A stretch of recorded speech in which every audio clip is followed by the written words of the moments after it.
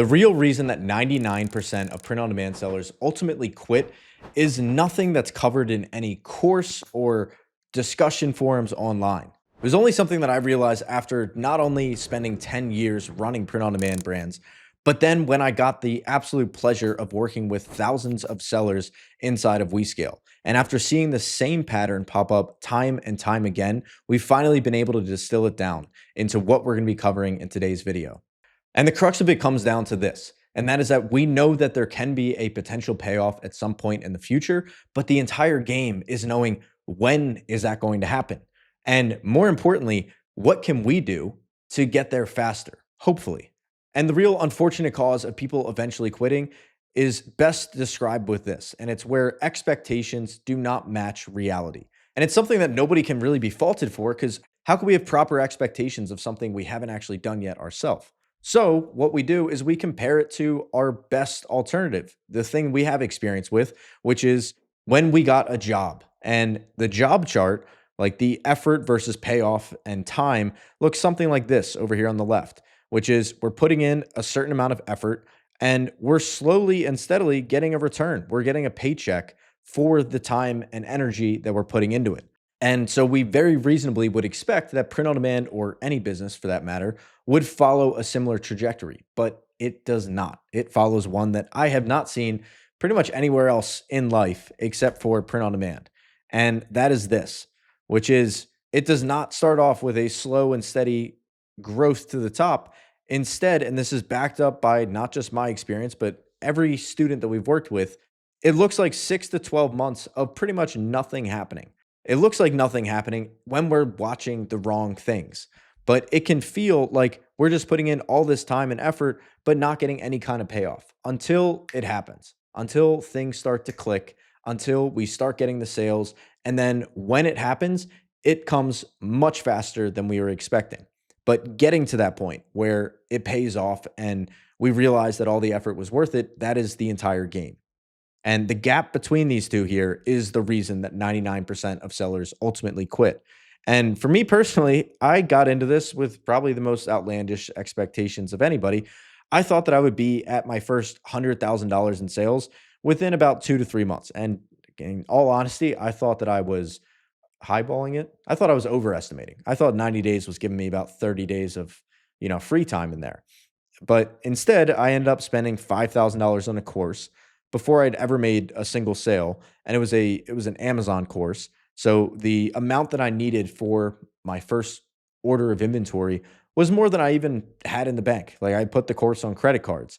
And so I spent months trying to make heads or tails of that. And I was making, if there was a way for this chart to go backwards, that was the kind of progress that I was actually making. Which this all sounds great, but the really interesting insight comes from when you overlay these two lines, which is the effort that we expect, or the payoff rather, and the reality. Because what we're left with is kind of this gap in here where the effort does not match the results that we are getting. And the majority of people end up quitting. Back to the minor meme at the beginning, we end up quitting right here before it actually becomes worthwhile. And there's two main reasons that this quit zone exists. Like, why do people drop here? Number one, we do not know when it is going to end with verifiable certainty. If anybody were able to tell us, if you stick with this and you put in this amount of effort on this date, June 2027, you are going to become successful, then honestly, we're able to persevere through a pretty good amount. Like we just know that date is coming and we're able to, come to terms with it, but that date does not exist. The second thing is during that build-up time, as beginners, we normally see it as fruitless effort because we're watching the scoreboard. We are watching the sales and the profit coming in because again, that's the only frame that we have for, an equivalent in our lives, like our job. We're able to see from day one or 2 weeks later a paycheck come in. We're like, okay, that was worth it. But what happens when that paycheck, even the first paycheck, is delayed for an unknown amount of time? We see that stretch as us getting nothing in return for it. So that's the first belief that we're going to break is by realizing what are the things that are happening inside the flat line during the build up to when things actually get good. And then it's obvious. It's like we have sales, we're making profit, fantastic. What's happening building up to that? Like, what are the benefits? Is there any takeaway? Well, the good news is that there are many. It's just not the one that we are shooting for in the very beginning. So the first payoff that we're getting is designs being uploaded. So our first winner normally shows up somewhere between designs 75 to 200, closer to the 200 sign. But that is the first benefit or asset that we are building, even though we don't have the sales to show for it yet, is we are building our catalog. The second one is the data that we are capturing, either ad data or sales data. Basically, even when we're launching ads and they're not working, we're still learning, both in terms of, the ad account and the pixel and all of that. But way more importantly, we as the sellers, we are learning what works, what doesn't, and we're practicing the repetitions to build the skill set that ultimately gets us to this inflection point. The third benefit is we're starting to hone our understanding of our niche. And along with that, our product catalog is becoming more and more specific towards what the market actually wants. The fourth asset that you are building is the store reps. No matter where you're selling, whether it's Etsy or Shopify or anywhere, you're getting familiar with the platform. And after even a week of working in these tools, if I were to ask you any question that even a week ago would have felt like a foreign language, even if you are not an expert yet, you have a fundamental understanding of how things work. So that is again building our skill set. But these are all the things that as a beginner, we just want the sales. We just want to see the verifiable proof that this has been worth the time, but we don't get that.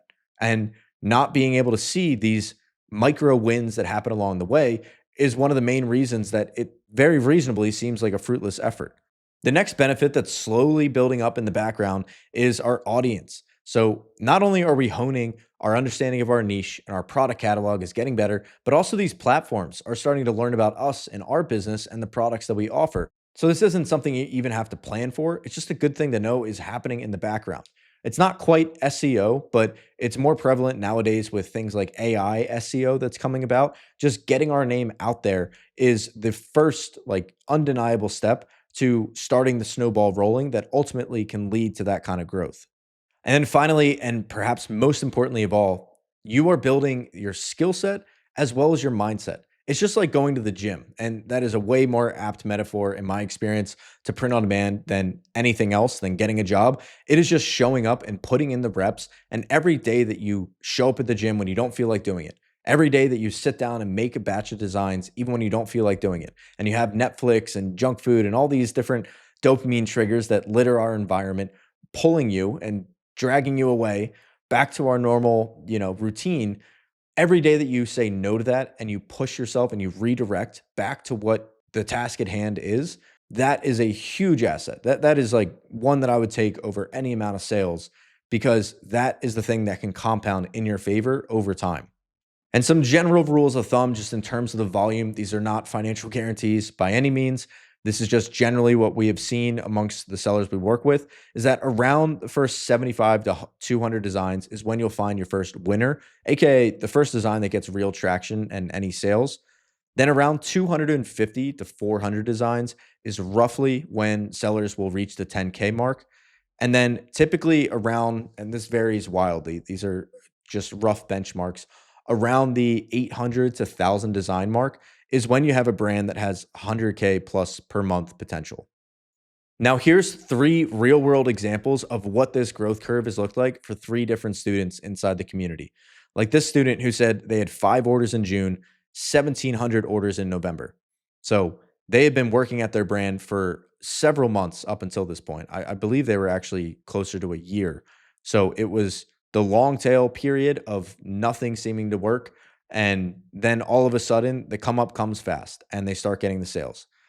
Then student number two said that they were at $15,000 in credit card debt to $100,000 in sales, but it took them 12 months to get there. It was not, 2 to 4 weeks of turning that around. It took consistent effort for a prolonged period of time. And student number three, it was 12 months since their first sale, and now they're at 400,000. So again, it's a full year of consistent effort before things really started to pay off. And it's just the same shape every single time. I have yet to see, and I would love to see it, in all honesty, a shape for a student that just goes like this and it's just straight to the top. Far more often than not, we are in for a prolonged period of just figuring things out. And we can map this out even further by looking at what you can call the quit map. Basically, what's the time period where we are most likely to be feeling these senses of like maybe I should throw in the towel. Maybe I should go back, which even if this does not make it any easier or, just say like, oh yeah, it's just going to be screenshots and sales from here on out after watching this video. Of course not. The whole goal of this is so that we are able to recognize the stage that we are in to have some context and realize that we are not alone. And the main stage where this manifests, like the quit map here, is we start off hyped, like getting into it, super excited. Everything seems great. Then reality starts to set in, and we realize this is going to be a lot harder than I thought. Then, somewhere normally around when we launch ads or you put your first products live and the sales do not come in, we hit what we call the valley of despair, the valley of testing, the valley of uploads. This is when we start having the question of like, maybe this isn't for me. I know other people got it to work, but the real tragedy of this, in my opinion, is that most people will end up just repeating the same cycle again and again. They'll just end up repeating back and forth, back and forth. But this is where the real progress comes from. And this is the miner who is right up against the wall. The good stuff, everything they got into this in the first place, is right on the other side of it. And our feelings and emotions and mindset around the whole opportunity will almost invariably hit rock bottom before results really start to kick in.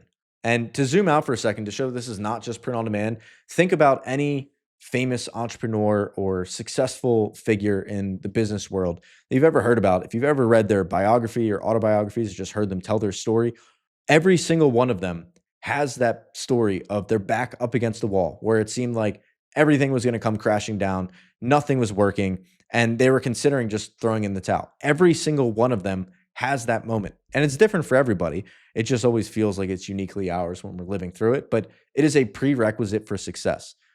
And the good news is that there are things that we are able to watch for when we are in this stage to hopefully make it easier and expedite the process. And all of this centers around where we are placing our focus. Because to quote Tony Robbins, where focus goes, energy flows. And we want our focus and our energy flowing into the right things. More specifically, the things that can actually move the needle for us. There's a certain set of things we want to stop placing our focus on. But by default, left unchecked, our focus normally goes to things like what's our revenue and checking constantly, today's order count, the bank account balance, which that one's good to keep an eye on. Make sure you can pay your bills. Don't do this if you're, have $12 to your name and you need it to work. Like figure things out. This is not that kind of video. Hour by hour ROAS or hour by hour sales, just sitting there hitting refresh. Other people's wins. It's good to focus on them when we're using it as a source of motivation and for learning, but it can be extremely detrimental when we allow essentially comparison to be the thief of our own joy. And we also want to stop asking the question of like, how am I feeling today? Like, should I head for the door? Should I quit? Like, we need to start to practice the skill of being able to set our emotions to the side and just lock in on the things we can actually control.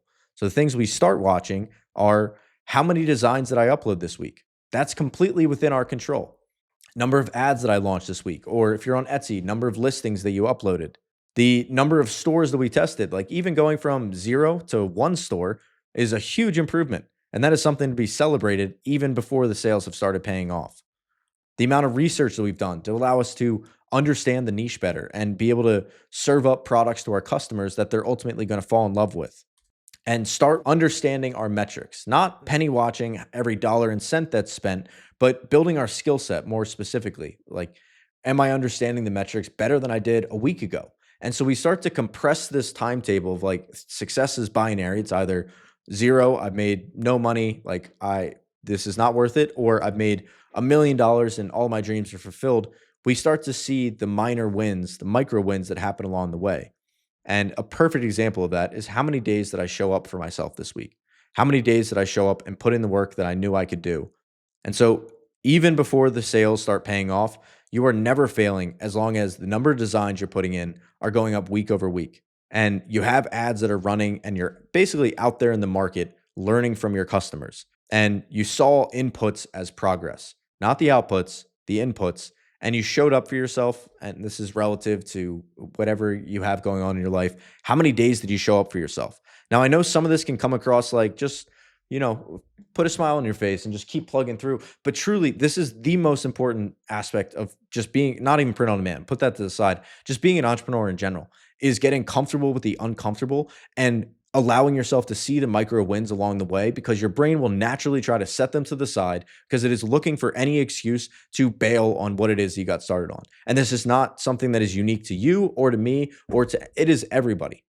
Everybody, we have the same habits and defaults hardwired into us that we are all paddling upstream against. And the sooner we can recognize that and start to savor the journey, as cliche as it may sound, and focus on the micro wins that we're having along the way, that is the path to expediting the process. And when it comes to predicting, like, okay, when's the payoff going to come? The only thing that I can suggest in that regard is it happens much faster the day we stop focusing on this and the day we start focusing on what we can control. And if you want to get access to this board to review it in more detail, you can click the link down below. And if you're interested in more mindset training and just learning about the actual journey of print on demand, then click the link down below this video and you can watch the free, completely free 12-hour course that's on my wife's YouTube channel. So thanks for watching, and I'll see you in the next video.